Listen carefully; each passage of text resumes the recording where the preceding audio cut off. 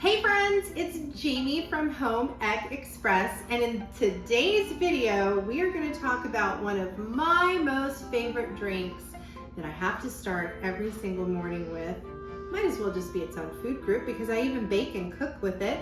It's coffee, if you can't tell by our little display down here.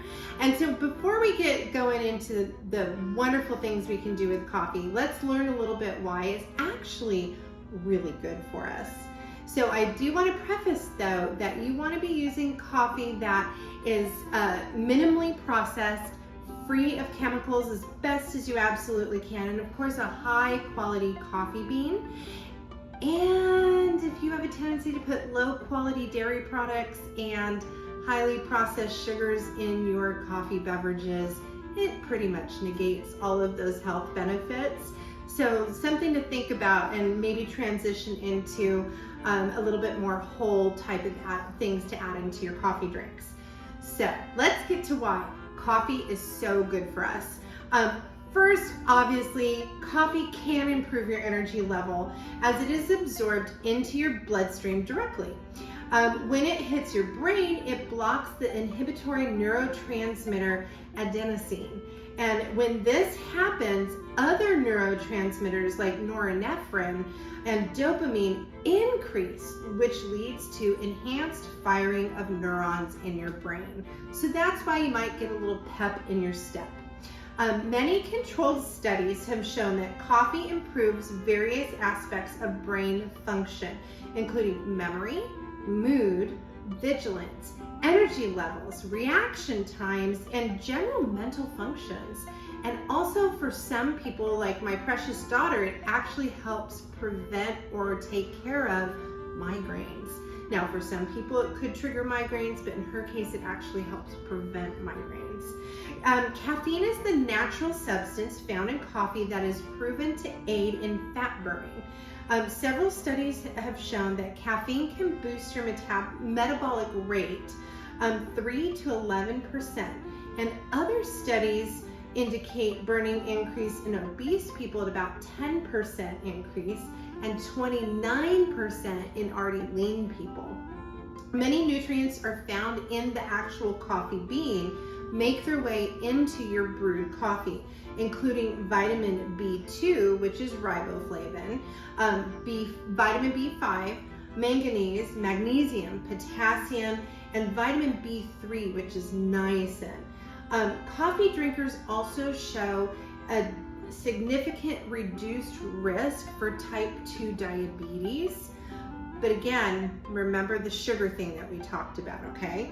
Several studies have shown that coffee drinkers have up to 65% lower risk of developing Alzheimer's and a 32 to 60%, depending on the study, of a lower risk of Parkinson's disease. So it really has a positive effect on the brain. Coffee drinkers also have a lower risk of psoriasis of the liver. And in studies of women who drink at least 4 cups of coffee per day, and we're talking about more of a drip or a pour over type of coffee, it's found that they have a 20% lower risk of becoming depressed. People have a lower risk of liver cancer and colorectal cancer if they are a coffee drinker, and those are the 3rd and 4th leading causes of cancer death worldwide. Coffee drinkers do not have an increased rate of heart disease, which is a myth out there about drinking coffee, but they do have a slightly lower risk of a stroke, okay? It can slightly raise the blood pressure if you're new to coffee drinking, but eventually that actually dissipates over time as your body starts to self-regulate. And coffee is one of the biggest and most powerful sources of antioxidants, which of course we know we need desperately. And it's one of the biggest ways in the Western diet that we get our antioxidants.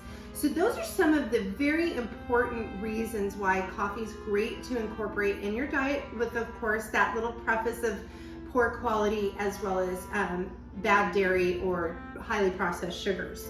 So what we're going to do next is we're going to take a little moment and we're going to learn about different ways that you can brew coffee besides the traditional drip coffee that we're all used to. So stay tuned. Okay, So we're all familiar with drip coffee. Most people have drip coffee makers in their homes, and it's pretty average everyday type of thing to do. But I'm going to show you a couple different ways that we do coffee around the Umfenauer house. So one thing that we really enjoy is a pour over. And so pour over is a little bit similar to French press, but sadly I broke my French press on our move here. So I don't have a French press right now, but that's where you put the grounds of the coffee in the bottom of the carafe, and then you there's a screen that goes in, and there's hot water, and then you press all those grounds down, and it just makes this delicious coffee. Very, very flavorful. So what we're gonna do here is a pour over, and this is into a carafe. You can actually do this directly for one serving as well. This is 2 to 3 servings. So I'm gonna take some of my ground coffee here, and this is one of my favorite ground coffees called Spicy Cowgirl. And so it has a little bit of like a cayenne kick to it, which if you know me personally, you know that I love spice. And so this will give us about half of a carafe of coffee. We don't need a tremendous amount. And so it's right here in the filter. And then I have my hot water from my tea kettle. And literally, as the name is called, we're going to pour over. And we're gonna just allow all of this to settle. You're gonna go around and around. And you can see that it is starting to brew coffee right there on the spot. Right about there. Now, I did not fill the filter all the way, so we're not gonna make a full carafe of pour over coffee. We're just gonna let this continue to drip and get all of the water out of there, and it's turned into coffee.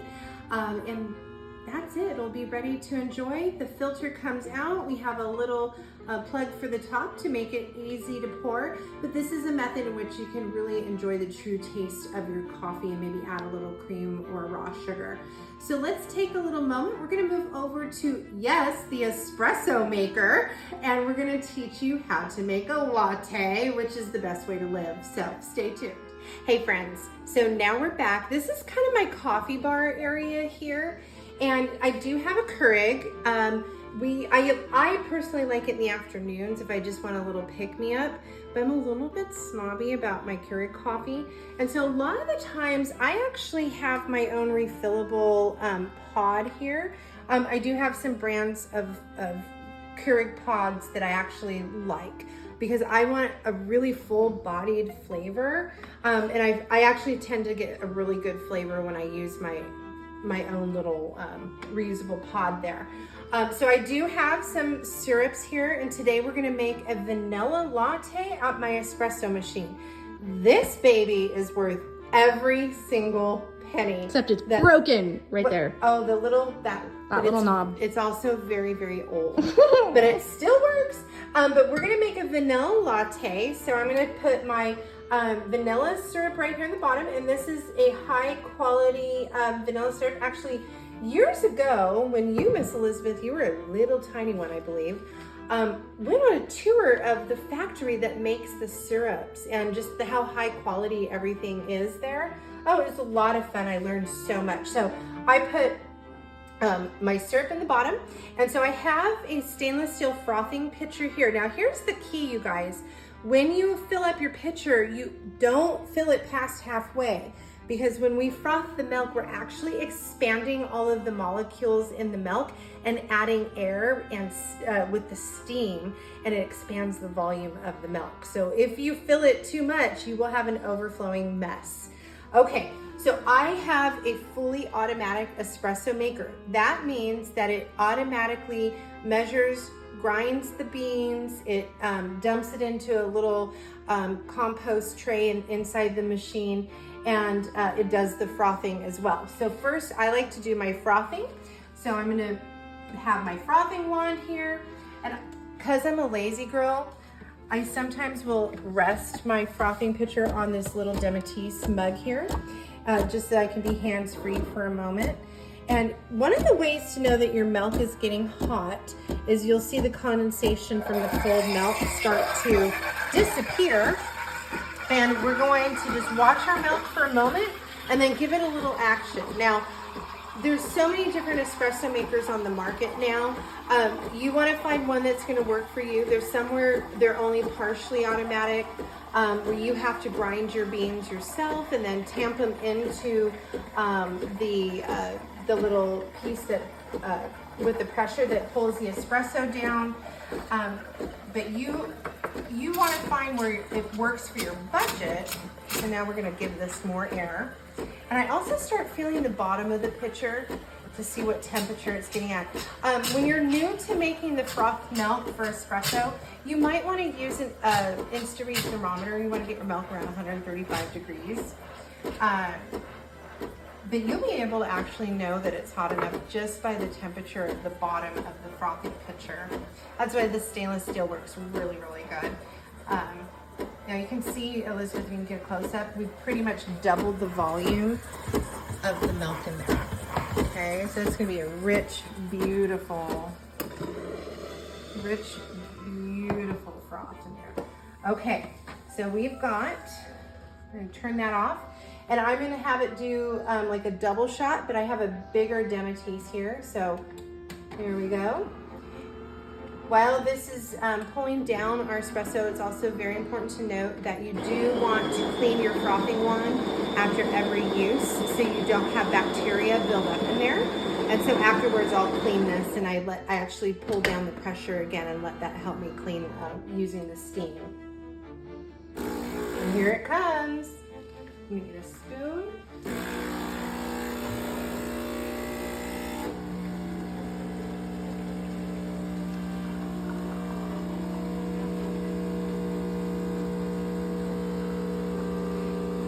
The golden color that's coming on the top is really good. We call that the crema. And that means you've got a great bean in there. You're getting some of those essential oils from the coffee. And it's absolutely wonderful. So if you see that little layer of gold oil or gold cream, some people call it, that's really, really good. Okay, so we have our syrup already in the mug. We're going to pour our espresso in here, just like that. And then a latte is mostly steamed milk with a little bit of foam on top, as opposed to a cappuccino, which is a third espresso, a third steamed milk, and a third foam.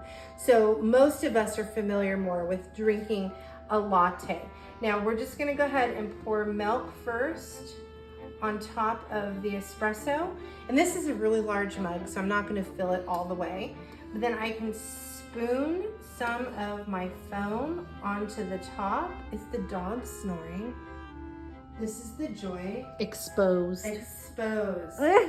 I'm that boring that the dog is napping and snoring at the same time. That so rocks. He needs coffee. Yep. Not really. But we can put our foam in here. Now, there are people who are really good at the latte art. I am not. If I did, it would just look like a mess. So this is our beautiful latte. If you want to show the inside in there of the beautiful foam. If you had cinnamon or spices you want to put on top, you can. But lattes are fabulous and easy to make. So we're going to head on over the counter and I'll show you our sweet treat of the day. Okay, so we've learned a few different ways to brew our coffee. We have learned all about why it's so good for us. And so it's the middle of the afternoon here on a summer afternoon in Oklahoma. And I think our beautiful camera lady and I need to have a sweet treat. I've got some butter cookies covered in chocolate and some caramels, because chocolate and coffee are a marriage made in heaven. And God knew exactly what he was doing. So make sure that you like, share, and subscribe to our YouTube channel, as well as share this video with your friends that love coffee as well, or maybe you need to start drinking some coffee. You'd be happier. And make sure you go to our website at homeekexpress.com. You can find so many resources about life skills, cooking, sewing, finances, you name it, we've got it on there. Make sure you follow us on Instagram, Pinterest, and Facebook. And I'll talk to you guys later.